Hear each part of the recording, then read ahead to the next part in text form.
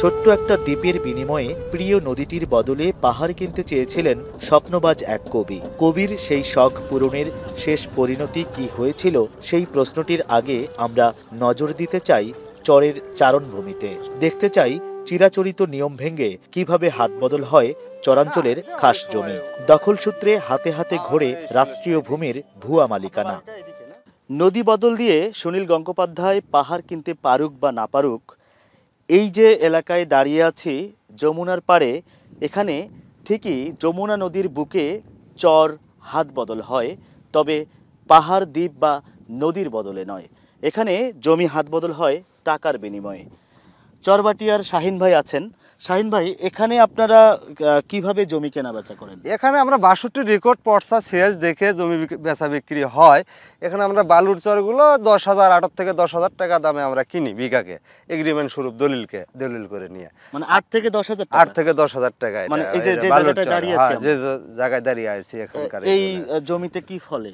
এই জমিতে বর্তমানে আপনার ধরুন কিছুই ফুলতেছে না, আবার অনেক সময় দেখা যাচ্ছে বর্ষার পরে বাদাম হবে, বোরা হবে, গাঞ্জা হবে, ধান, পেঁয়াজ বোনা যাবে, অনেক কিছুই বোনা যাবে। আর এই 8-10 হাজারের উপরেও কি বেচা কেনা হয়? এই 8-10 হাজারের উপরে যেটা বিক্রি হয় সেটা ভালো বাটি 40,000 থেকে 50,000 টাকা বেচা বিক্রি হয় আপনাদের।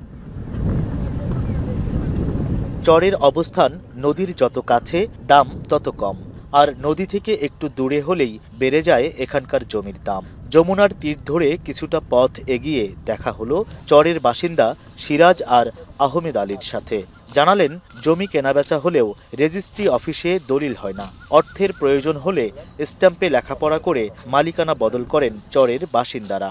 এখানে তো কোনো দলিল হয় না, বুঝলেন? এটা আপনার মনে করেন যে হয়তো 200 টাকা কি 300 টাকা স্ট্যাম্প কিনে ওখানে তার উপরে একটা স্বাক্ষর করে 100 বছর মেয়াদ। জমির দাম দিন দিন কেন বাড়তেছে, কারণ কি? জায়গাটা বেশি দিন হচ্ছে, কায়েম হচ্ছে জায়গা, লোকজন বেশি হচ্ছে, তার জন্য দাম বাড়তেছে। স্বাস্থ্য এবং স্বাদের মধ্যে চমৎকার একটা ব্যালেন্স করে পীর প্রিমিয়াম আয়োডাইজড লবণ। খুরের শব্দ তুলে ছুটে চলে ঘোড়ার গাড়ি। ক্যামেরায় ধরা পড়ে তপ্ত বালি মারিয়ে চরবাসীর নিত্য চলাফেরা। আবাদি জমির দাম তো জানা হলো, এবার জানতে চাই এখানকার ভিটে মাটির দাম। এগিয়ে যেতেই স্বাগত জানায় সবুজ গাছগাছালি ঘেরা ছবির মতো গ্রাম চরবাটিয়া। বাড়ির কর্তা গৃহিণী সবাই ব্যস্ত যার যার কাজে। এখানেই পরিচয় হলো মুখলেসার রহমানের সাথে। পরিপাটি দেখালেও বুকের ভেতরে কেবলই কষ্ট।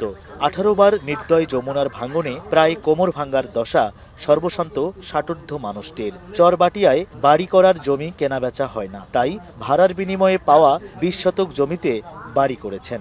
এখানকার প্রায় 75 ভাগ মানুষ জমি ভাড়া দিয়ে বাড়ি করে থাকেন, জানালেন মুখলেসার। মানে ম্যাক্সিমাম লোক, প্রায় 75% লোক এইরকমই মানে অন্যের জমিতে বসবাস করে। মানে নিজস্ব জায়গা অনেকেরই মানে নেই আর কি। বছরে 3-4 হাজার টাকা 5 হাজার টাকা করে দোয়াই নেব, এমনি না, বুঝছেন? এমনি থাকতে দিত না। কেউ বছরেও নেয়, 2 বছর 5 বছর মেয়াদ আছে, ওইভাবে নেয় কি আর 200 টাকা 250 টাকা শতক।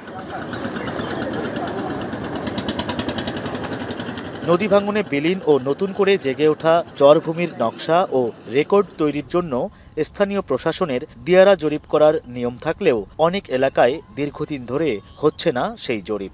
এদিকে আইন অনুযায়ী নদী বা সমুদ্রের যে কোনো অংশে পয়স্তি বা ভূমি গঠিত হলে তার মালিকানা সরকারের। এক্ষেত্রে কোনো ব্যক্তি জমাজমি বিক্রি বা ভাড়া দেওয়ার অধিকার রাখেন না, জানালেন এই আইনজীবী।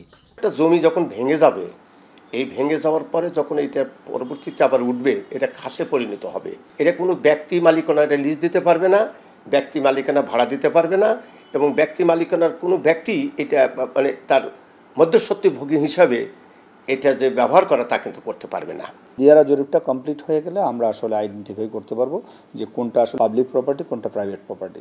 এইটা আইডেন্টিফাই হয়ে গেলে আমাদের কিন্তু শৃঙ্খলার মধ্যে চলে আসবে। এই সবগুলো বিষয় নিয়ে আমরা চেষ্টা করছি যাতে করে একটা নিয়মতান্ত্রিক পদ্ধতিতে এবং আইনের কাঠামোর মধ্যে চলে আসে, এবং যেটা সুশৃঙ্খলভাবে আমাদের ল্যান্ডগুলো ম্যানেজমেন্ট আমরা করতে পারি। বিভিন্ন সূত্র বলছে দেশের মোট আয়তনের 10 ভাগই চরাঞ্চল। আয়তনে যার পরিমাণ প্রায় 36 লাখ একর। আইনের চোখে খাস হলেও যমুনা ব্রহ্মপুত্র সহ বিভিন্ন নদ নদীর বুকে জেগে ওঠা চর দ্বীপচরের জমাজমিগুলো যে যেভাবে পারছে সেভাবেই ভোগ দখল করছে। বিশিষ্টজনরা বলছেন এই জায়গায় আইন প্রয়োগের মাধ্যমে এখন শৃঙ্খলা ফেরানো সময়ের দাবি। সারিয়াকান্দি থেকে হেদায়েতুল ইসলাম বাবু, এখন বগুড়া।